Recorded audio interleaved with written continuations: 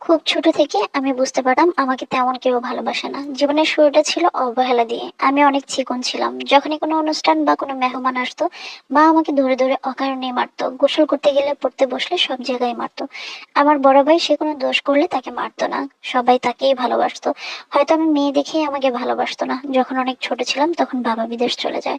আমার স্পষ্ট মনে আছে, তখন আমার শরীরে এত বেশি জ্বর ছিল। সেই জ্বর নিয়েও আমি বাবার পিছনে পিছনে গিয়েছিলাম বাবাকে এগিয়ে দেওয়ার জন্য। কিন্তু বাবার দয়ার হাতটা আমার মাথার উপরে একবারের জন্য আসেনি। আমি ভেবেছিলাম হয়তো বা বাবা চলে যাওয়ার সময় আমাকে অন্ততপক্ষে একটু হাত মুছে বলে যাবে যে মা ভালো থাকিস, কিংবা আমাকে সুন্দর কোনো কথা বলবে। কিন্তু না, আমার বাবার হাতটা আমার মাথার উপর পর্যন্ত এসে পৌঁছায়নি। ছোটবেলা থেকেই মা বাবার আদর কি জিনিস ছিল সেটা আমি বুঝতে পারতাম না। ঘরের একটু কাজ দেরি হলেই আমার মা আমাকে ধরে ধরে মারতো, কারণে অকারণে মারতো। ছোট থেকেই আমি বুঝেছি মা বাবার ভালোবাসা আমার জন্য না। আমার একটা বন্ধু ছিল, আর সেটা হলো আমার ফুফাতো বোন। ফুফাতো বোনকে ছোটবেলা থেকেই আমি খুব পছন্দ করতাম। আমি যখন যা কিছু করতাম কিংবা যা কিছু খেতাম ফুফাতো বোনকে দিয়েই খেতাম। আমার কাকার বিয়ে ছিল, আর সেই উপলক্ষে আমার ফুফাতো বোন অনেকদিন আমাদের বাড়িতে ছিল। তখন আমার মেজো কাকির বোনের ছেলে আমাদের বাড়িতে এসেছিল, আর তাকে আমি প্রথম দেখাতেই ভালোবেসে ফেলি, সেও আমাকে ভালোবেসে ফেলে। কিন্তু এটা আমি কখনোই জানতাম না আমার ফুফাতো বোন যে তাকে ভালোবাসে। আমার ফুফাতো বোন যদি তাকে ভালোবাসে এটা জানতাম, তাহলে হয়তো বা আমার ভালোবাসার মানুষের সাথে আমার ভালোবাসা হতো না। আমার ফুফাতো বোন আমার কাকির বোনের ছেলেকে ভালোবাসে, আর বোনের ছেলে আমাকে ভালোবাসে। আমিও তাকে পছন্দ করি, কারণ ছোটবেলা থেকে আমি মা বাবার ভালোবাসা পাইনি। সেই জন্য কেউ আমাকে ভালোবাসে কিংবা কেউ আমাকে পছন্দ করে, এই জিনিসটা আমার কাছে অবাক করেছিল।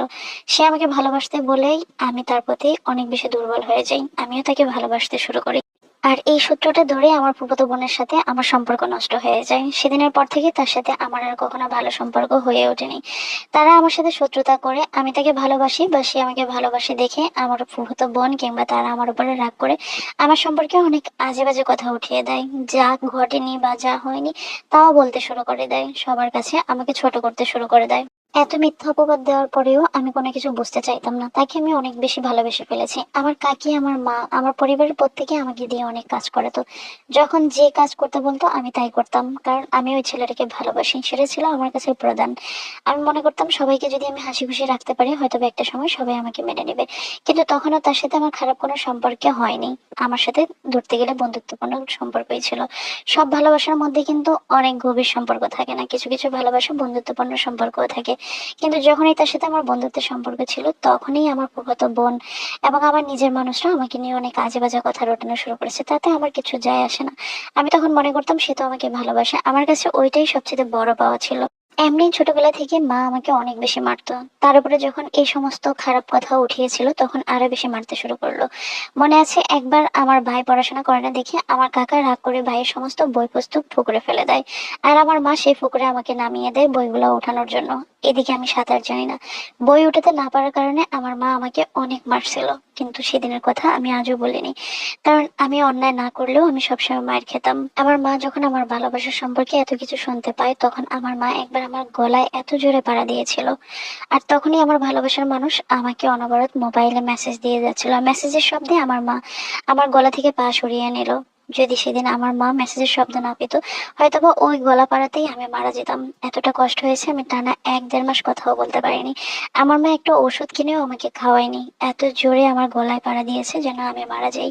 আমার সাথে আমার আব্বার খুব একটা কথা হতো না।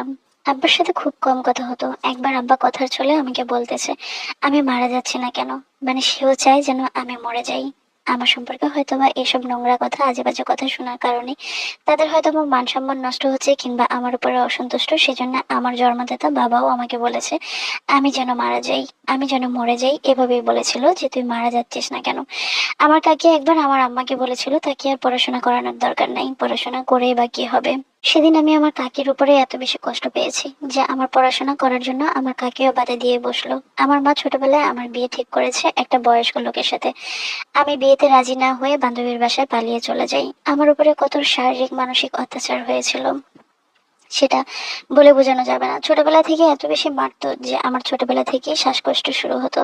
আমার মা ঠিকমতো আমাকে ওষুধও খাওয়াতো না, ডাক্তারও দেখাতো না। আমার মায়ের অত্যাচারে আমি প্রতিনিয়তই টেনশনে থাকতাম।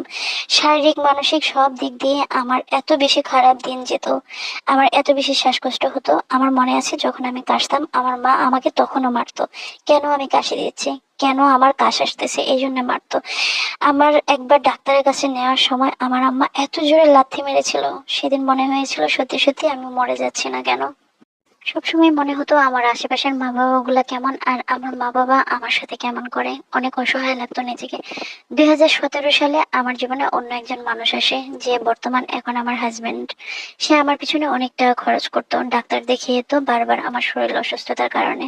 আমার একবার ব্রেস্ট টিউমার হয়েছিল, আর তখন সে অনেক বেশি আমাকে ডাক্তার দেখিয়েছিল, সাপোর্ট করেছিল, মানসিকভাবে অনেক শক্তি দিত সে আমাকে, যার জন্য আমি বেঁচে থাকতাম। আমাকে সবসময় এত বেশি মানসিকভাবে সাপোর্ট করতো, আমি অনেক টেনশন করতাম, যার কারণে আমার ব্রেন স্ট্রোকের লক্ষণ ছিল অনেক বেশি। সে সবসময় আমাকে সাপোর্ট করে যেত। হঠাৎ সিদ্ধান্তের মধ্যেই আমরা দুজনে বিয়ে করে ফেলি, কিন্তু আমার শ্বশুরবাড়ি কেউ জানতো না আমার স্বামী বিয়ে করেছে, যার কারণে আমি কখনো আমার শ্বশুরবাড়িতে যেতে পারিনি। আমার স্বামী যখন আমার সাথে দেখা করতে আসতো, তখন সে আধা ঘন্টা 1 ঘন্টার জন্য আমাদের বাড়িতে আসতো। এই বিষয়টা আমার অনেক বেশি খারাপ লেগেছে, কারণ আমি চাই সে আমার কাছে অনেক টাইম থাকুক, এমনটাই চাইতাম সবসময়। কিন্তু না, সে সবসময় লুকিয়ে আসতে হতো, যার কারণে সে আধা ঘন্টা 1 ঘন্টা বেশি আমাদের এখানে কখনো থাকতে পারতো না। 2021 সালে আমি কনসেপ্ট করে ফেলি, আর তখন মনের মধ্যে অনেক ভয় থাকতো যে কে করবে সংসারের কাজ। আমার মা তো কাজ ছাড়া তো আমি এখানে থাকতেই পারবো না। এদিকে আমার ছোট বোনটা কাজ করতে শুরু করলো, সংসারের শারীরিক মানসিক সব দিক দিয়ে আমি খুব অসুস্থ থাকতাম, কেউ আমার সেবা যত্ন করার মতো ছিল না। আর জানতে জানতে আমার শ্বশুর বাড়ির মানুষও জেনে গেছে আমার স্বামীর বিবাহের গল্প, যার কারণে আমার শাশুড়ি এসে আমাকে নিয়ে যায় তাদের বাড়িতে। এদিকে আমি কনসেপ্ট, সেদিকে নতুন একটা জায়গায়, তারা আমাকে দিয়ে অনেক কাজ করাতো। আমার ননদ ছিল, বাসুর ছিল, বড় সংসার ছিল, কিন্তু কেউ হাতে হাতে একটু আমাকে কাজে সাহায্য করতো না। সমস্ত কাজ আমি একা করতাম, এবং আমি অনেক কথাও তাদের শুনতাম। আমার অনেক পরে আমার বাসুর বিয়ে করেছে, কিন্তু আমার বাসুর বড়লোক জায়গায় বিয়ে করেছে, যার কারণে সবাই আমার বড় জায়গায় ভালোবাসতে শুরু করলো। কেউ আমাকে পছন্দ করে না, কিন্তু সবার কাজ করিয়ে নেওয়ার জন্য ঠিকই আমাকে দিয়ে কাজ করাতো। আর আমিও কাজ করতে লাগলাম, কারণ কিছু করার ছিল না, আমার তো শান্তি মা বাবার কাছেও ছিল না। আর আমার সবসময় মনে হতো আমার স্বামী আমাকে যে মানসিক সাপোর্ট করেছে, এর চেয়ে শান্তি আমার আর কি দরকার। শ্বশুরবাড়িতে প্রতিটা মানুষের জামা কাপড় থেকে শুরু করে প্রত্যেকটা কাজ আমি করে দিতাম, তাদের জামা কাপড় আমি ধুয়ে দিতাম। আমার যেদিন বাবু হবে তার আগের দিন আমার শাশুড়ি আমাকে 2-3 কেজি আদা চলতে দিয়েছিল। সেদিন যে আমার এত কান্না পেয়েছিল, এত কষ্ট হয়েছিল আমার, কারণ আপনারা তো বুঝতেই পারছেন যে বাচ্চা হওয়ার আগ মুহূর্তগুলো একটা মেয়ের জন্য কতটা রিস্কি ছিল, কিন্তু তারা আমার প্রতি এতটা দরদ দেখায়নি। আমি এতটা কষ্ট পেয়েছিলাম সেদিন, মনে হয়েছিল আমি মনে হয় মরে যাচ্ছিলাম, এমনটাই আমার কাছে লেগেছিল। আমার স্বামী এদিকে কোনো কাজকর্ম না করাতে আমার সিজারের সময় সমস্ত খরচ কিন্তু আমার মা দিয়েছিল, আর সেটার কারণে আমাকে অনেক কথা শুনতে হতো। সিজার হওয়ার পরেও আমি অনেক কাজ করতাম, আমার তখন সেলাইও খোলা হয়নি। আমার মা 18 দিন থেকেই চলে যান, যার কারণে সমস্ত কাজ আমাকে করতে হয়। আমার ননদ ছিল, কিন্তু কখনো আমাকে কাজে হেল্প করেনি, কেউই আমার কাজে সাহায্য করেনি।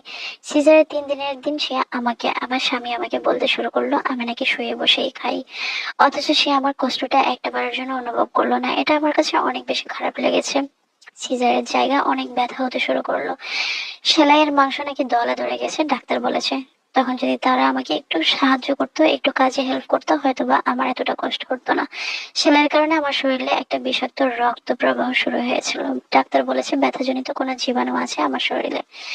আমি অনেক বেশি অসুস্থ থাকি, নিয়মিত ওষুধ খেতে না পারলে হয়তো বা আরো খারাপ কিছু হবে।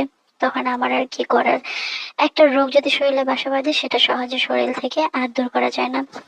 2 বছর হলো আমার স্বামী বিদেশ চলে গিয়েছেন, হঠাৎই শুনতে পেলাম আমার স্বামী আমার অজান্তে অন্য কাউকে ভালোবাসতো। এই জিনিসটা শোনার পর আমার অনেক বেশি কষ্ট হয়েছে। পৃথিবীতে আসলে কেউ কারো না, কেউ কাউকে আসলে সত্যিকার অর্থে ভালোবাসে না। বারবারই মনে হয়েছে যে সেও আমাকে ঠকালো, তবে আমি তাকে এতটুকু মেসেজ দিতে চাই যে তোমার কারণে আমি পরিবারে অনেক কষ্ট পাচ্ছি, অনেক কথা শুনতে হয়, তুমি যদি আরেকটু যত্ন নিতে, আমার আরেকটু কেয়ারফুললি হয়তো বা, তাহলে আমি অনেকটা সম্মান পেতাম। তবে আমার স্বামী খুব খারাপ মানুষ না, সে ভালো মানুষ। সে ভালো মানুষ বলে আমি তার কারণে অনেক সময় আমি অনেক শান্তি পেয়েছি। অনেক সময় আমি বেঁচে আছি ধরতে গেলে তার জন্যই, কারণ সে আমাকে মানসিকভাবে সাপোর্ট করেছে বলেই আমি বেঁচে আছি। সেই সময়টা যদি সে আমার পাশে না থাকতো তাহলে আমি বেঁচে থাকতে পারতাম না। তবে আমি এতটুকু বলবো, তুমি আমার প্রতি আর একটু যত্নশীল হলে আমি আরো সুন্দরভাবে বেঁচে থাকতে পারতাম। আর মা বাবার কথা কি বলবো, ছোটবেলা থেকেই মা বাবা আমাকে যেভাবে মানসিক শারীরিক নির্যাতন করেছিল, আমার মা বাবাকেও বলার আছে, সন্তান হিসেবে যদি মা বাবা আপনারা আমাকে আরেকটু যত্নশীল করতেন। আমি আপনাদের কাছ থেকে ভালোবাসা, আদর, যত্ন কিছুই কখনোই পাইনি। একটা সন্তান হিসেবে আমি আপনাদের কাছে ভালোবাসা পেতেই পারতাম, কিন্তু কখনো আপনারা আমাকে ভালোবাসা দেখাননি। আপনাদের কারণে আমি অনেক কথা শুনতে হয়, অনেক লাঞ্ছিত হতে হয়, অপমানিত হতে হয়। পৃথিবীতে অনেক সন্তান আছে যারা মা বাবার চোখের মনি, কিন্তু আমি কখনো আপনাদের ভালোবাসার মেয়ে হতে পারিনি। আপনারা যদি আমাকে একটু ভালোবাসতেন, একটু যত্ন নিতেন, আমিও হয়তোবা পরের বাড়িতে অনেক সম্মানে বেঁচে থাকতে পারতাম। আপনারা যদি আমাকে একটু ভালোবাসতেন, একটু আদর করতেন, তাহলে আমি চুরি করে বিয়ে করার মতো এত বড় সিদ্ধান্ত নিতে পারতাম না।